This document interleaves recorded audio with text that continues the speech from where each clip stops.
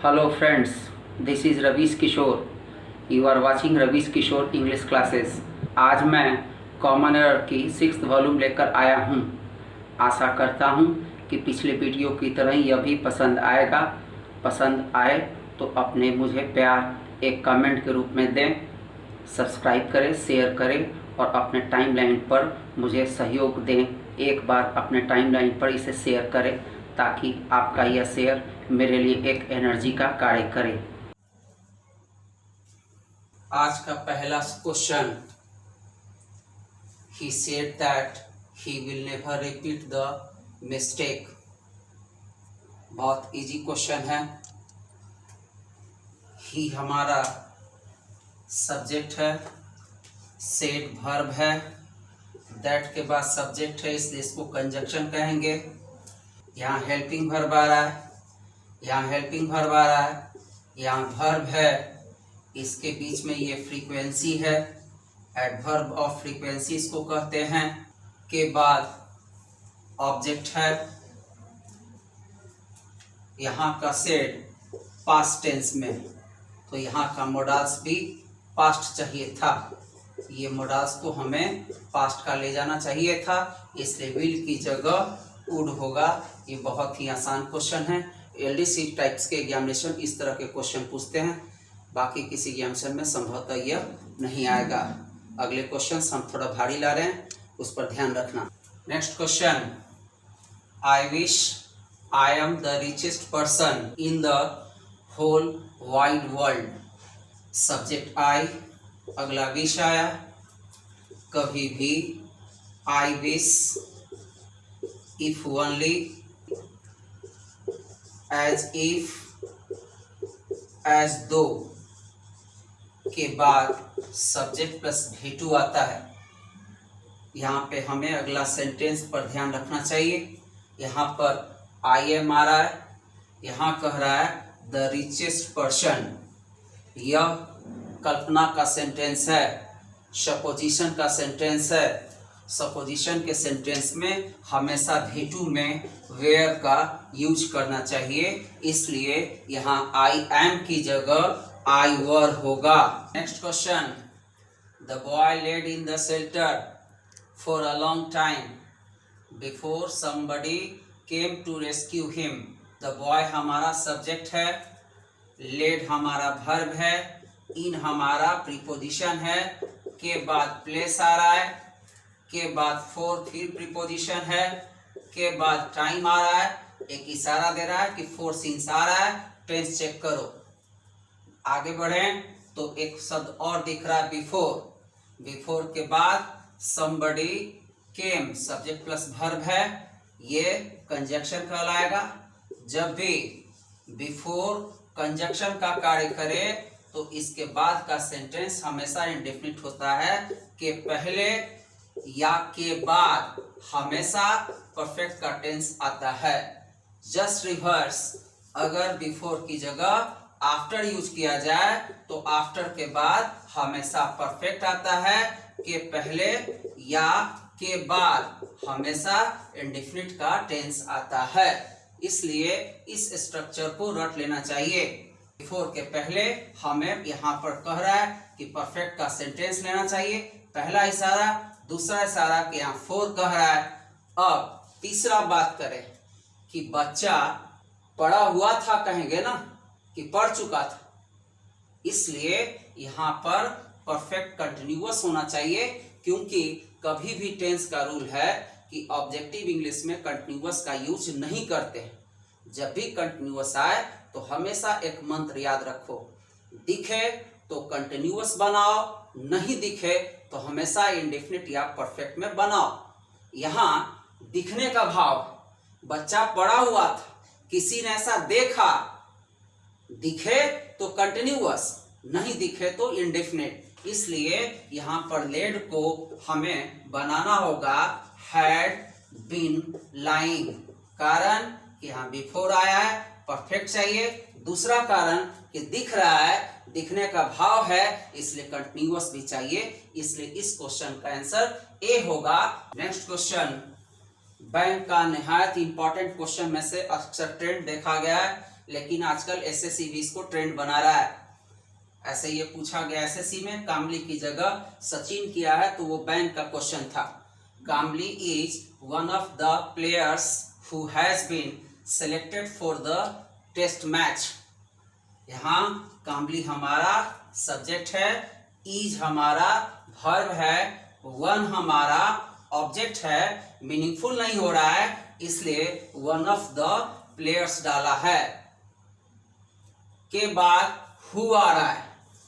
हमने पढ़ा था कि वन ऑफ के साथ plural noun plus singular verb आता है, लेकिन वन ऑफ के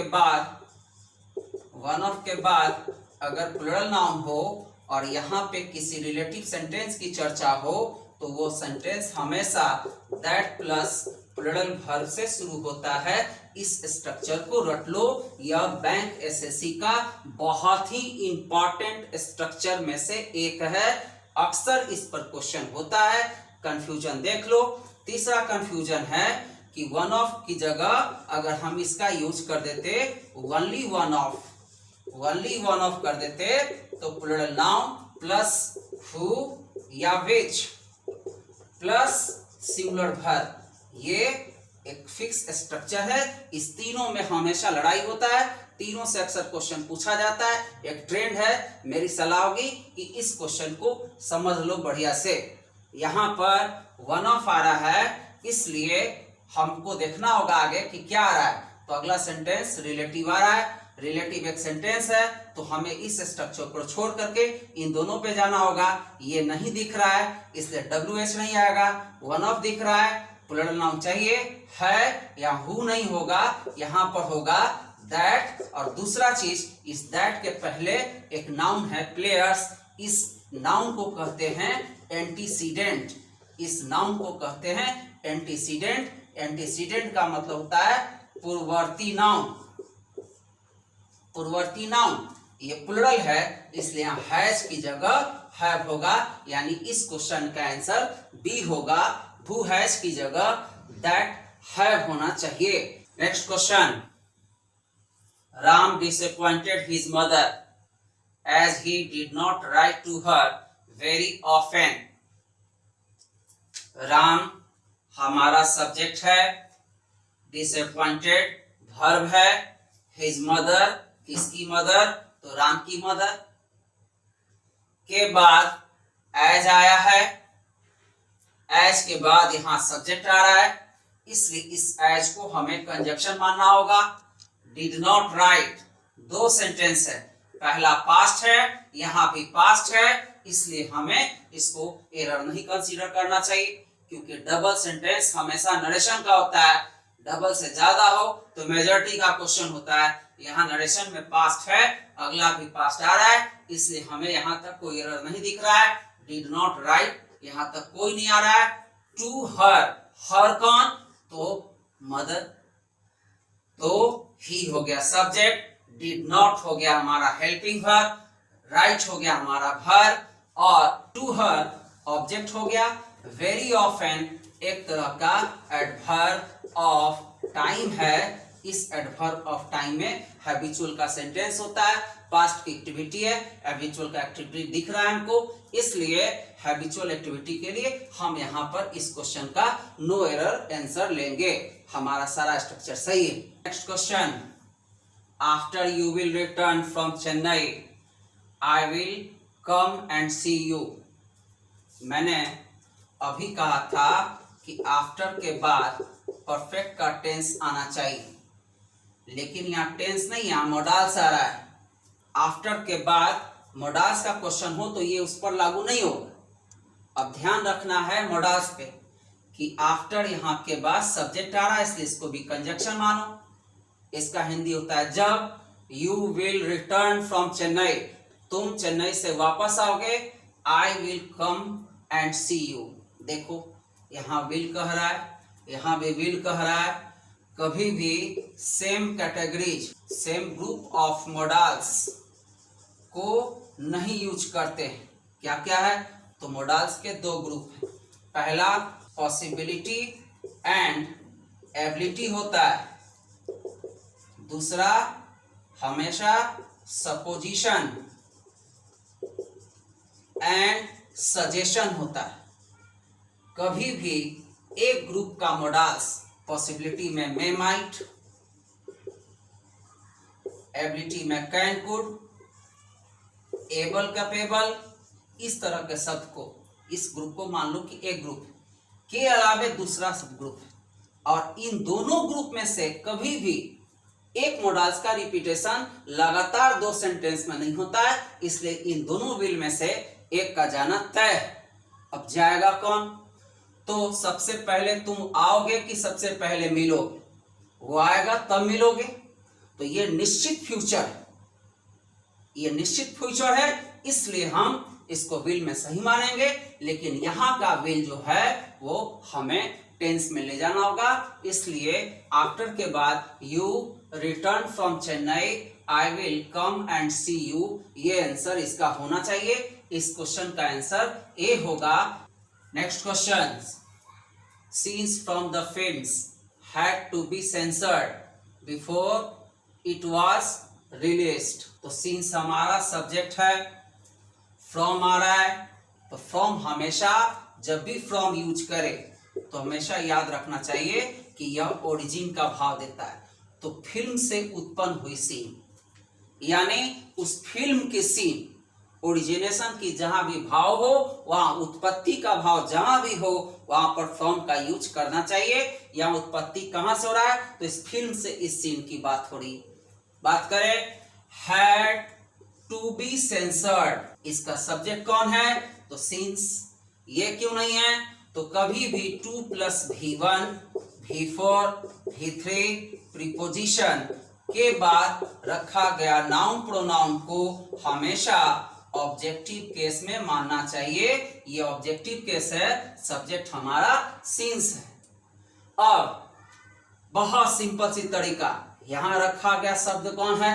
तो सीन्स, और यहां का वर्ब क्या है? तो सेंसर। अब सीन इसको सेंसर करेगा कि सेंसर बोर्ड के लोग सेंसर करेंगे? याद रखना है कि इस कार्य को अगर यहां का रखा गया नाउन प्रोनाउन करे तो एक्टिव, वर्ब में सब्जेक्ट करे, छोटा सा बात याद रखो, करे तो एक्टिव, नहीं करे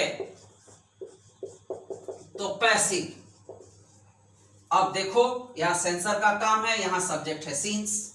सीन्स तो इस काम को करेगा नहीं, कोई व्यक्ति करेगा, इसलिए यहां पर हमें पैसिव चाहिए, पैसिव में है। बात करें अगला, बिफोर, यहां पर पास्ट आ रहा है, मोडाल्स आ रहा है। मोडाल्स पे मैंने कहा कि बिफोर आफ्टर लागू नहीं होता है। बिफोर के बाद इट वाज रिलीज्ड, बिफोर आया, बिफोर के बाद आ रहा है इट वाज रिलीज्ड। अब देखो इट के नजदीक में नाउन कौन है? तो इट के पीछे चलते हैं, तो सबसे पहला नजदीक हमारा शब्द दिख रहा है नाउन, फिल्म के पीछे दिख रहा है सीन्स। तो कभी भी किसी भी प्रोनाउन को अपने नियरेस्ट नाउन से करेक्शन करना चाहिए। इट के नजदीक में नाउन कौन नजदीक में आ रहा है? फिल्म से आ रहा है कि सीन से आ रहा है? और रिलीज कौन होगा? सीन की फिल्म। इसलिए यहां पर ये इट सही है। ये इट किसके लिए? तो इस फिल्म के लिए। इट वॉज रिलीज्ड, यहां पर कोई करेक्शन नहीं दिख रहा है। इस क्वेश्चन का भी आंसर हमारा सी होगा। ध्यान रहे कि एक्टिव पैसिव का हमेशा ध्यान रखोगे। बैंक वाले स्टूडेंट्स खास करके मेरी सलाह होगी 5 टॉपिक पे ध्यान रखना। टेंस वॉइस के क्वेश्चंस हमेशा 50 to 60% होता है जी। बच्चे हमेशा कंफ्यूज करते हैं वॉइस टेंस में, नहीं आता है उनको टेंस और वॉइस। मेरा मानना है कि नहीं आता है। इस तरीका को याद रखोगे तो वॉइस का क्वेश्चन कभी नहीं फंसेगा।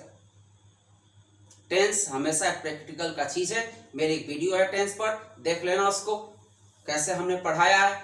आपकी लॉजिक से मेरी लॉजिक काफी डिफरेंट है, कर कर देखो उसको। नेक्स्ट, द ब्यूटीफुल सराउंडिंग, पहला ही वर्ड एरर दिख रहा है। द आ रहा है, नाउन तो चाहिए, सराउंडिंग नहीं होता है, सराउंडिंग्स होता है। सराउंडिंग वर्ब का फॉर्म है, इसमें हम एस लगाकर नाउन बनाते हैं, इससे सराउंडिंग नहीं सराउंडिंग्स होगा। आगे बढ़े, ऑफ द प्लेस, किसकी? तो इस प्लेस की सराउंडिंग्स। इंचेंटेड वर्ब, किसको इंचेंटेड? तो मी, ऑब्जेक्ट। नाउन कैरर है, यहां सराउंडिंग नहीं होता है, सराउंडिंग्स होता है। सराउंडिंग वर्ब है और सराउंडिंग्स हमारा नाउन है। पार्टिसिपल के फॉर्मेट में जाता है या फिर ये वर्ब के फॉर्म में जाता है, इसलिए कभी भी ध्यान रखना कि किसी भी दूसरे शब्द को नाउन बनाने के लिए आर्टिकल या एस का यूज करते हैं, इसलिए यहां एस का यूज होगा, सराउंडिंग नहीं सराउंडिंग्स होगा। नेक्स्ट क्वेश्चन, नो पोर्टर, यहां क्या आ रहा है? Being available. ये इंट्रोडक्टरी फॉर्मेट में कहलाता है, ये पार्टिसिपल है और इसके बाद ये एडजेक्टिव है। यहां पर बच्चे यहां पर वर्ब लगा देते हैं, अगर वर्ब लगाएंगे तो कंजक्शन चाहिए, कंजक्शन है नहीं हमारे पास, इसलिए इसको पार्टिसिपल मान करके सही मान ले। बात करें कौन, तो ही, क्या, तो कैरिड, क्या carried? All his luggages. Luggage material noun है जी, शेप एंड साइज होता है कि बड़ा बैग है छोटा बैग है, शेप एंड साइज को मटेरियल नाउन कहते हैं। यहां एस गलत है, यहां लगेजेस की जगह लगेज होना चाहिए, इसलिए ये भी नाउन का क्वेश्चन है और इसका आंसर सी होगा। Next question, the teacher told that the students should have gone to the library instead of having wasted their time। the teacher हमारा सब्जेक्ट है, टोल्ड वर्ब आ रहा है, टोल्ड कभी भी यूज करते हैं तो इसको ऑब्जेक्ट चाहिए, टोल्ड कभी भी यूज हो तो ऑब्जेक्ट चाहिए। अगर ऑब्जेक्ट नहीं है तो हमेशा टोल्ड को सेड में बदलना चाहिए, सेड में बदलना चाहिए। ऑब्जेक्ट हो तो टोल्ड चाहिए, ऑब्जेक्ट नहीं हो तो सेड चाहिए। देखो कौन, टीचर, क्या, टोल्ड, किसको टोल्ड नहीं आ रहा है। यहां इस क्वेश्चन का आंसर टोल्ड नहीं होगा, यह सेड होगा। बढ़े आगे, दैट द स्टूडेंट्स सब्जेक्ट है, शुड हैव गॉन, देखें यहां पास्ट ले रहा है, शुड को प्रेजेंट मानते हैं, शुड हैव प्लस V3 को पास्ट माना जाता है, यहां पास्ट है इसलिए सही है। तुम्हारे लिए शायद ये आंसर बी हो रहा हो, लेकिन नहीं जी, यहां पास्ट है इसलिए पास्ट को मेंटेन किया गया है। टोल्ड यूज किया है तो ऑब्जेक्ट चाहिए ही चाहिए। कभी भी नरेशन कहता है कि ऑब्जेक्ट हो तो टेल में चेंज कीजिए, ऑब्जेक्ट नहीं हो तो सेम में रखिए। यहां पर ऑब्जेक्ट नहीं है, टोल्ड यहां नहीं होगा, सेड चाहिए। क्या, गॉन मूवमेंट का वर्ब है, मूवमेंट के वर्ब को टू चाहिए, टू आया है कहां? The library. नेक्स्ट कह रहा है इंस्टीड ऑफ, ऑफ हमारा क्या है? तो प्रीपोजिशन के बाद क्या आता है? तो नाउन, प्रोनाउन या V4, यहां पर V4 आ रहा है। हैविंग वेस्टेड, हैव के कारण V4 और प्रीपोजिशन के कारण हैविंग। बात करें के बाद क्या रहा है? दियर, दियर के लिए कौन? तो स्टूडेंट्स। यहां पर दियर टाइम्स में ये नाउन है, के पहले ये पॉजेसिव एडजेक्टिव है, या हैविंग प्लस V3 आ रहा है। और या क्यों रहा है? तो यहां पर प्रीपोजिशन है, प्रीपोजिशन के कारण V4 लेते हैं, V4 आया है, इसलिए इस क्वेश्चन का आंसर ए होगा। टेल के बाद ऑब्जेक्ट नहीं हो तो टेल का मिसयूज मानते हैं, ऑब्जेक्ट नहीं हो तो हमेशा से का यूज करते हैं, इसलिए टोल्ड की जगह यहां सेड होना चाहिए।